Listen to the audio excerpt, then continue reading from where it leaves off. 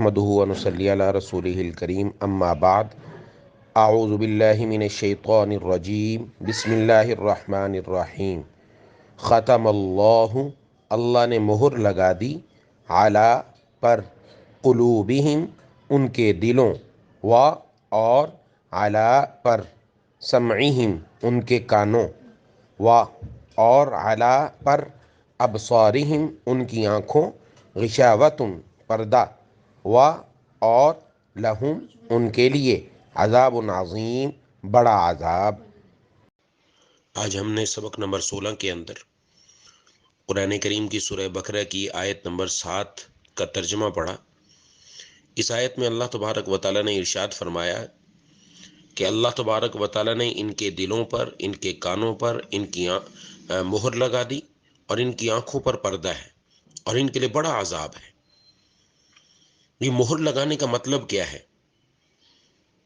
کہ اللہ تبارک و تعالیٰ نے ان کے دلوں پر مہر لگا دی، ان کے کانوں پر، ان کے دلوں پر ٹھپا لگ گیا کہ اب یہ ہدایت اختیار نہیں کر سکتے۔ اس کا مطلب کیا ہے؟ یہ ذہن میں رکھنا چاہیے۔ بعض مرتبہ دلوں میں یہ اشکال پیدا ہوتا ہے، سوال آتا ہے، جب اللہ تعالیٰ نے خود ہی کانوں پر ٹھپا لگا دیا، آنکھوں پر پردے ڈال دیے، تو اب وہ کیسے ایمان لا سکتے ہیں؟ تو یہ سمجھ لیں کہ جو بھی انسان پیدا ہوتا ہے تو پیدا ہوتے ہی اللہ تعالیٰ اس کو فطرت سلیمہ پر پیدا کرتے ہیں۔ حدیث شریف میں ہے کہ کل مولود یولد علی الفطرہ، ہر بچہ فطرت سلیمہ پر پیدا ہوتا ہے، پھر وہ ماحول اور تربیت کے مطابق یہودی بن جاتا ہے، مجوسی بن جاتا ہے، کوئی اور مذہب اختیار کر لیتا ہے، تو وہ اپنی فطرت سلیمہ کو بگاڑ لیتا ہے۔ جب انسان کو اللہ تبارک و تعالیٰ نے دنیا میں آنے کے بعد دونوں راستے دیے، تو جس طریقے سے وہ ان اپنی آنکھ، کان اور دل کا صحیح استعمال نہیں کرتا، غلط استعمال کرتا ہے، تو سزاً بالآخر اللہ تبارک و تعالیٰ اس کے دل اور کان پر مہر لگا دیتے ہیں۔ یہ مطلب نہیں کہ پیدا ہوتے ہی اس کے دل پر مہر لگی ہوئی ہوتی ہے، ایسا نہیں ہے۔ اگر وہ حق قبول کرنا چاہے تو حق قبول کر سکتا ہے۔ اب جو دل پر مہر لگ گئی، دل میں سیاہی آ گئی، کیسے آتی ہے؟ حدیث شریف میں ہے، ترمذی شریف کے اندر، کہ جب بندہ پہلی مرتبہ گناہ کا ارتکاب کرتا ہے تو اس کے دل پر سیاہ داغ لگ جاتا ہے۔ اگر توبہ کرے تو اللہ تعالیٰ اس کے اس داغ کو دھو دیتے ہیں، دل پھر سفید ہو جاتا ہے۔ اور اگر توبہ نہیں کرتا، پھر دوبارہ گناہ کرتا ہے، پھر دوبارہ گناہ کرتا ہے، تو بار بار گناہ کے ارتکاب سے دل کی سیاہی میں اضافہ ہوتا رہتا ہے، یہاں تک کہ سارا دل سیاہ ہو جاتا ہے۔ اللہ بچائے۔ اب جب سارا دل سیاہ ہو جاتا ہے تو اسی کے متعلق قرآن کریم میں دوسری جگہ فرمایا گیا، کلا بل ران علی قلوبہم ما کانوا یکسبون، خبردار سن لو، ان کے دلوں پر جو زنگ چڑھ گیا وہ ان کے اپنے ہی کرتوتوں کی وجہ سے ہے۔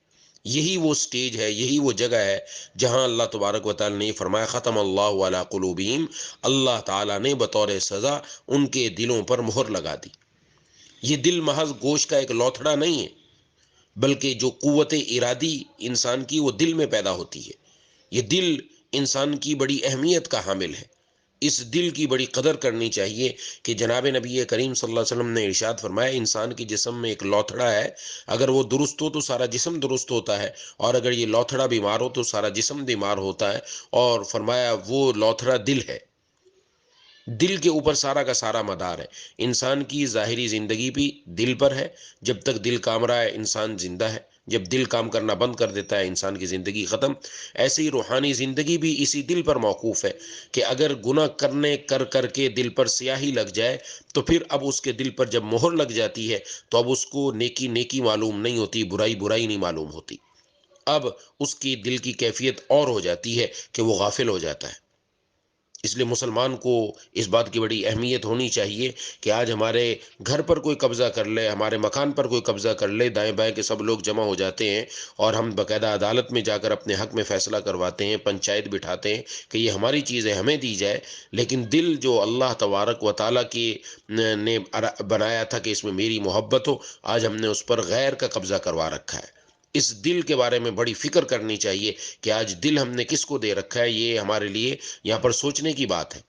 اسی طریقے سے کان اور اسی طریقے سے آنکھیں، یہ دو بڑی اللہ تبارک و تعالیٰ کی نعمتیں ہیں، لیکن جب کوئی بندہ نہ اپنے دل کو صحیح ٹھیک استعمال کرتا ہے، نہ کانوں کو، نہ آنکھوں کو، تو پھر اس کے لیے اللہ تبارک و تعالیٰ نے فرمایا کہ اس کے لیے عذاب عظیم کی وعید ہے، کہ اس پر بڑا عذاب آئے گا۔